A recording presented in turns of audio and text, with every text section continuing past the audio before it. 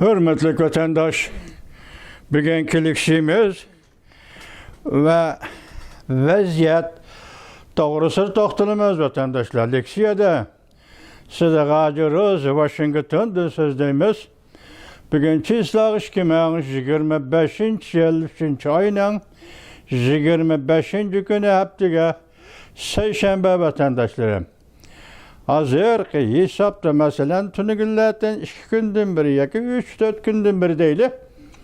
Cumhurbaşkanı reisi, yaki Cumhurbaşkanı Partiyası'nın sekreteri Xi Jinping istifaga çıkışını öz ağzı bilen sözlep bişaret verdi degen nokta toxtalap kelyaptymyz vatandaşım. Endi bu iş hazır Merkezi Komitet yaki Merkezi Harbiy İşlar Komiteti degandek. Muşu sahalada, muşunun münasebetli hareketler kanat yayıvatıda. Mesela bugünkü alayda bir kom şekilde yaki yeni bir siyaset söz ibar şeklinde Azerbaycan'da azatlık armiya içinde tazalaş başlandı vatandaş. Biz bugün şunun münasebetlik leksiyelerini sizlerge tapşırımız. Sizge bunu sözleşten evvel şundak bir etaylı. Mesela Reis Xi Jinping yaki Cumhurbaşkanı Partiyası sekreteri Xi Jinping istifaga çıkıştın bişaret verdi degende sizge sual koyaylı, siz mi şunda sual koyun? Cumhurbaşkanı Partiyası içinde yaki Cumhur degen bu devlette emeldar bulup aşındak yok kuru noktada oldurup men istifa berimen deydiğe işme bama herkes.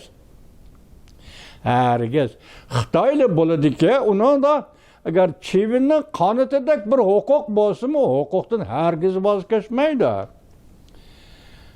Bunun bir noktası Xitayning hukukning nima ekanligini tushunganligi, ikkinchi noktasi Xitayning hukukdan qanday foydalanishni o'ylaydiganligi va biladiganligi, qo'liga kelganda qilib olish. Vaqti kelganda taslim bo'lish bu Xitoyning mantaqasidir.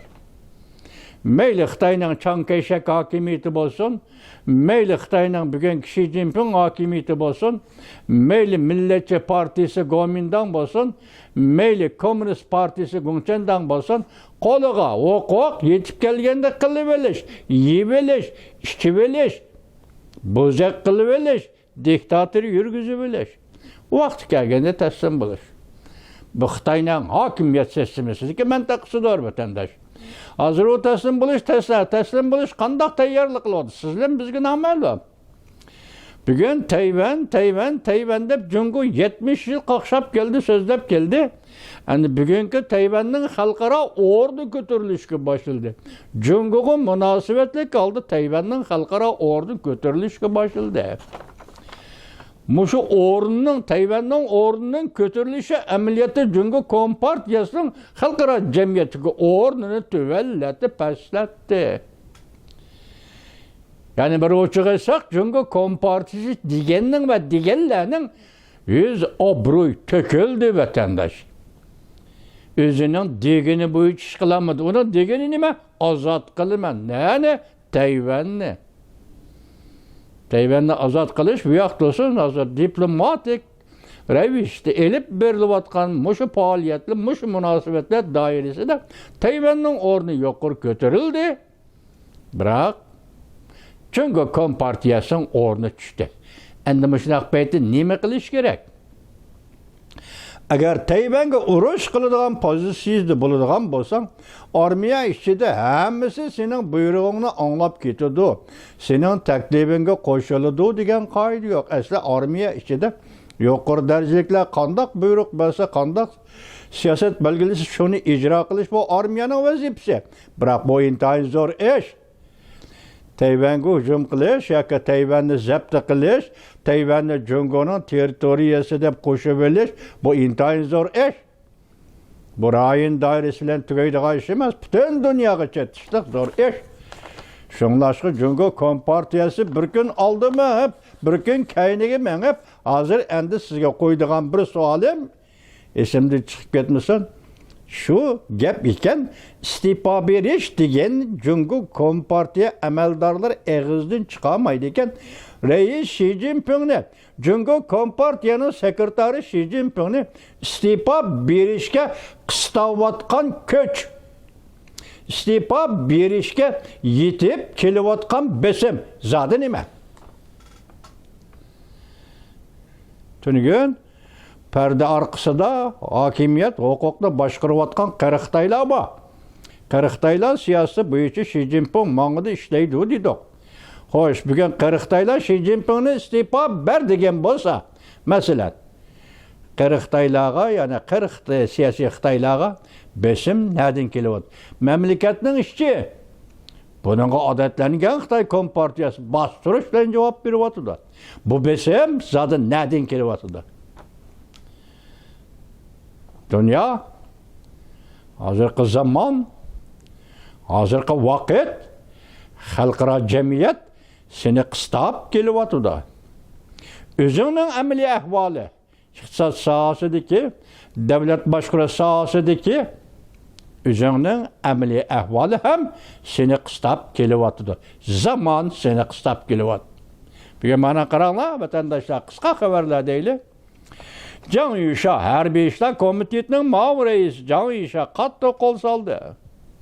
31-armiyaning 4 nafar general darajalik harbiy amaldori qo'lga olindi. 4-umumiy yig'in harpisida, mana bu gapga diqqat qiling vatandosh. 4-umumiy yig'in harpisida shundaq ish yuz berdi. Ko'pchilik Can Yuşa armiya ichida tozalash elib berish harakati boshladi. Bu tazalanğanlar Xi Jinping'nin on kanat ve sol kanat adamları idi. Şatav, konu obzorçu, Şatav TV 3. ayının 25. günü YouTube. Armiya içinde tazalaş başlandı. Yana bir haber. Raketa kısımları kumandanı Wang Hubin qo'lga olindi. Johnson 3. ayının 25. günü YouTube.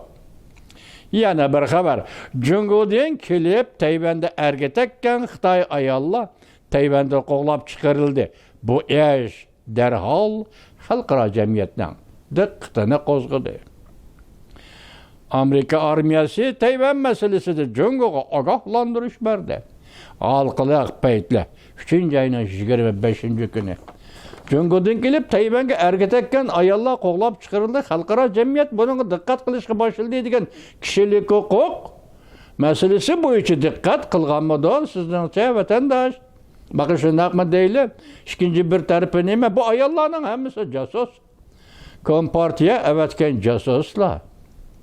Tayvanning ichida harakat qilishga, faoliyat qilishga tashkillanadigan jasuslar Xitoy Kompartiyasining jasuslari. Hozir buni Tayvanning prezidenti Lay Chingde qandaqda kishilik huquq xiloflik qilish va himoya qilish degan iborat siyosat to'g'ri bo'lish mavqesi turib bir taraf qilayotgani yo'q. Hozir Tayvanning prezidenti Lay Chingde bu kishilarni Jungo'ning jasuslari, ya'ni istihbarat organlarining odamlari sifatida bir taraf qilyapti. Chunki shuni degan edik, bugun buni sizlarga misol keltirishimiz, buning xalqaro jamiyat diqqat qilyapti deganda eng asosligi Tayvan bo'g'izida bir vaziyat o'zgarish bo'lib qolishi mumkinmi? Bir tasodif voqea yuz berishi mumkinmi? Masalan, Tayvan buni tozalashni boshlabdi, buning ma'nosi nima? Hozir Jungo Kompartiyasi ham o'zining ichida armiya ichida tozalashni boshladi. Buning ma'nosi nima? Nima ish yuz berish mumkin degan nuqtada Tayvan bo'yi xalqaro jamiyat buni diqqat qilayotgan bo'lsa, ajablanadigan hech qanday yeri yo'q vatandosh. Yana bir xabar. Tuyuqsiz yuz bergan xabar. Jungo Sharq Shimol harbiy rayonining qo'mondoni Lin Xiangyang qo'lga olindi. Xi Jinping'e bog'liq harbiy amaldorlar butunlay yo'qotildi. Ozodlik armiya gazeti maqola e'lon qilib, Xeybidongni tanqid qildi. Xeybidong Jungo Markaziy harbiy ishlar komitetining ma'mur raisi. Qo'lga ilindi deb arliqda bir qancha qatam aytdik sizlarga. Endi buning sababi nima ekan? Endi xabarni, yozma xabarni ko'ramidik. Ozodlik armiya gazeti maqola e'lon qilib, bu Xayvedonni tanqid qildi. Bumu rais Xi Jinpingning qo'lchumigi, shundoq general deyildi. Amaliyoti bugun suv shoxi degan bu Xitoyning gapiga qaraganda Xayvedonni pash qilib tutib bergan kishi, ya'ni Xi Jinping o'zi ekan.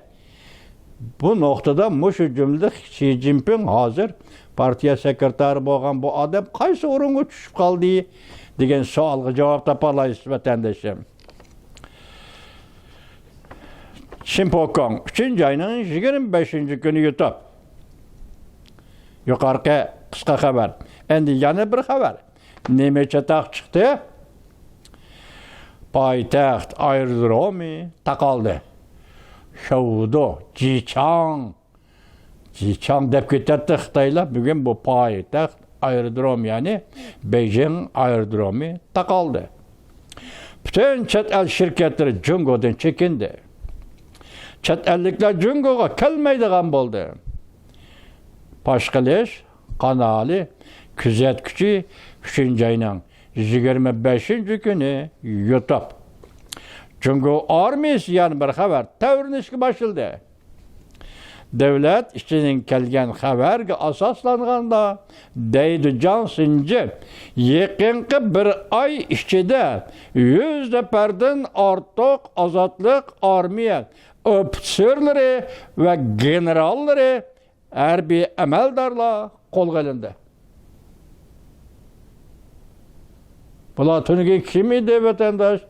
Meyli o Johnsonji 3-oyning 25-kuni YouTube, meyli o Xi Jinpingning odami bo'lsin, shundoq bo'ladi bir rahbarlik. Bir davlat rahbarligi ishida shundoq bo'ladi. Partiya bo'ldi, partiya ishida mazhab bo'ladi. Mazhab ishida shuna huquq talashadigan ish bo'ladi vatandosh.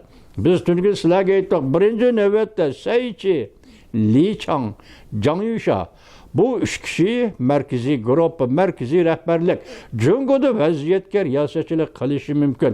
O'zgarish mushundoq keladi deyishdi. Endi tunigan yana birisi kim? Yanchindong nima dedi? Yana bir 3 odamni ko'tarib chiqdi. Masalan, Liu Yajo harbiy odam, bu general darajalik odam. Masalan, Ren Jichang, anadan keyin kim? Wang kim? Wang Chifan 3 odamni ko'tarib chiqdi. Siz birinchi qatim ko'tarib chiqqan 3 nafar odam bilan keyin ko'tarib chiqqan 3 nafar odamni solishtiring. Masalan, markaziy komitet, siyosiy byuro 7 nafar kishi, markaziy komitetda partiya sekretari Xi Jinping, Jungoning raisi Xi Jinping hozir iste'foga chiqaman deganda, Jungning haydi bu ish huquq elish, huquq topshirish, huquq berish, iste'fo deb e'lon qilish deyilib, mush jarayonlarning hammasini tinch, osoyishlik va aminlik ichida tamomlanadi deb o'ylamsiz vatandoshim. Biz shunday o'ylaymizmi vatandoshim? Bu mumkin emas. Mayli Jungo uchun bo'lsin, har qanday bir siyosiy hokimiyat uchun kelganda bu ta'zim mümkün bo'lib ketadigan ish emas. Ham demokratik ellada qonun bor qo'lida, shu qonunni tutib olib, demokratik eller shu qonunga asoslanib nima qilaman desa qila oladi. Jungoda bunday qonun yo'q. Ma'muriyatning buyrug'i bilan hokimiyat yurgizib kelayotgan Jungo kompartiyasida bunday qonun yo'q. Shunga har qanday bir kishi bir qonunga esilib mundaq edi deyilmaydi. Endi bunday ahvolda bir rahbar, oliy rahbar, yuqori darajalik rahbar Jungoda iste'fo berishga tayyorlanayotgan bo'lsa, buningga bu besim nereden keldi? Agar o iste'foga chiqadigan bo'lsa, ikkinchi navbatda kelib rahbarlikni o'tkazib oladigan va Jungo rahbarlik qiladigan kishi kim? Biz tunigan dedi, xo'yabondak bir odam o'tirib chiqamdi, yo'q. deb savol qo'ydi vatandosh. Xo'sh, bu ish qaltis murakkab ish-ku. Masalan, Xi Jinpingni iste'foga kim majburlagan bo'lsa, ikkinchi qatim Xi Jinpingning o'rniga keladigan hokimiyatni o'tkazib oladigan va vaziyatga siyosatga riyosachilik qiladigan kishini ham shu besim, Xi Jinping besim ishlatgan shu taraf belgilaydi vatandosh. Hozir onun keyinde perde arkasida huquq boshqarayotgan Xi Jinping yo'l ko'rsatayotgan, Xi Jinping oldiga chiqib ijro qilayotgan 5-6 qora, 5-6 qarisa siyosatchi. Jungoning 5-6 qerildir. Ya qerilardan tashkillangan bir guruh kishilar hozir Xi Jinpingni kontrol qilyotdi desangiz, bu bir guruh kishilar o'zining maylicha ish qilamdi va yoki xalqaro jamiyatning rayıga bakamdı. Bu badalaylar, bunun içindeki Seyçi değil, bunun içindeki Can İnşa değil. Tünükün reis Xi Jinping'le bir yer oturup işleyen adamla. Bugün Xi Jinping emelden kaldı, bu adamla emelge geldi, siyasetke geldi. Devlet başlığı buluş yetip geldisin. Neme farkı var bu işten vatandaş? Bu kişilerin esas Xi Jinping'in bu adamlardan hazır Xi Jinping'in neme farkı var vatandaş? Mesela kol kılıngan Rinci Chang değil. Mesela kol kılıngan General Liu Yao değil. Mesela kol kılınmayan ki emeli işleydiğin ameliyatçı kişi Wang Qipan değil. Bunların özü kimler? Hemisi bir grup adamlar. Hemisi bir kabin, bir hükümet için işleyen adamlar. Vatandaş, şuna bu özgürlük işide hukuk talışış jarayoni qanchalik davomlashidir. Hukuk talışışga jur'at qila oladigan bir Xitoy bor bu. Markaziy komitet ichida bunday jur'at uchun birinchisi uningda nopoz bo'lish kerak. Hukuk talışa oladigan, hukuk uchun kurash qila oladigan bir kishining Xitoy mamlakati ichida nopozi bo'lish kerak. Kimning nopozi bor? Nopoz degan nima vatandosh? Bu harbiy ko'chli masalasi va yaka partiyaning vivani a'zosi, yaka partiyaning raisi falan u gap emas. Huquq, nopoz yoki vaziyatni kontrol qilish iqtidori, siyosatni boshqarish, siyosatni davlat boshqarish iqtidori bu tabiiy holda o'tirg'i tashlanadigan bo'lsa, mushu shartlarning uddasidan chiqa oladigan jumla qayda kim bor vatandosh? En xatarlik taraf mana bu şeydi. Şuna vaziyet şuna geldi görün. Harbiyler içindeki tazılaşını görün. Bu tazılaşının muhim noktası Xi Jinping'in ademi digellikli meselesi emas. Harbiyler içindeki bu tazılaşının elip berilişi Tayvan'a hücum kılışlı kollaydıgan harbiy ofitserler generallar. Tayvan'a hücum kılışqa qarshi turadigan ofitserlar ve generallar. Ular ikinci septik adamlar. Bular kimler? Bilmeysiz. Belki bilisiz. Kechiring, hozirgi Can Yishani shunday odam deyli. Can Yisha qo'l qilayotgan bu odamlar urush xumori odamlar. Tayvanga hujum qilamiz degan odamlar. Can Yishachi yo'q, Tayvanga hujum qilmaymiz, u o'zimizning xalqi, o'zimizning vatani. Balampstan yo'q degan ikki xil guruh deyli. Biri tinchlik, birisi urush. Bundaq vaqtda armiyaning ichini tozalash degan so'z Jungo'da vaziyatni amillik ichida elib berish, tinchlik ichida elib berish. Buning yaraydigan bir yaramliq Jungo'lik amaldor o'ttirg'i chiqish va shuninglar u xalqaro qo'llashga erishib, bu ishni bartaraf qilish deydigan mujda bir qoidalar. Jarayon ichida o'zi o'ttirg'i chiqayotgan qoidalar. Deyli, hazır vaziyet bulup bizden oldimizga keldi. Vaziyet bulup Jungnan Xey sen bunun qanday javob bersan deydigan savol bilan Jungnan Xeyning boshlig'iga, ya'ni Jungo Kompartiyasi Markaziy komitetining ishxonasiga yetib keldi vatandosh. Bugungi vaziyat mana shu. Ya'ni ikkinchi bir maqolamiz bor deb buni qo'yib turaylik bugun. Nimishqa desangiz bunu uzorak bo'lib ketdi, bunun sebebi. Bu nima desangiz, bunu mu yazgan kişi Antoniga sizlarga so'zlagan Yanchundun degan odam. Bu mu amaliyat yazib, oxirida nima debdi, amaliyat yazgan vaqtda nima debdi desangiz, hozir Jungo Kompartiyasi deydi. Uningdan qo'rqmaydi, buningdan qo'rqmaydi deymiz deydi. Shundaqla o'lik shoshqini qaynoq suvga selib, jungini jung desang, bu yerda bir ish eshib qoladi ki, demak bu o'lik cho'shqa hech nimadan qo'rqmaydigan cho'shqadir. Endi qo'rqishning, titrashning hech qanday haqiqati qolmadi. Faqat huquqni topshirish, uchinchi bir odamga topshirish. Endi hozir tunligimizni o'tirib qo'ydik. Chunki biz bu ishlarga munosabatlik, siz munosabatlik sababi biz Uyg'ur Xitoyning mustamlikasi vatandosh. Biz bu ishlarga nati inchkilik bilan muomala qilamiz, diqqat qilamiz vatandosh. Siz ham shundoq, hammamiz shundoq vatandosh. Demak, Xitoyda shundoq o'zgarish yetib kelyotdi. Buni jarayoni qanday bo'ladi? Bo'libmi oz sonliq millatlar deb atalgan Tibet, Uyg'uriston bularning taqdiri va bular qartlagan siyosatda qanday o'zgarish bo'ldi? Bu intayin jiddiy masala vatandoshlar. Demak, bugun Jungo va Jongnanxay mushu kunga yetib keldi. Mushu kunga yetib keldi vatandosh.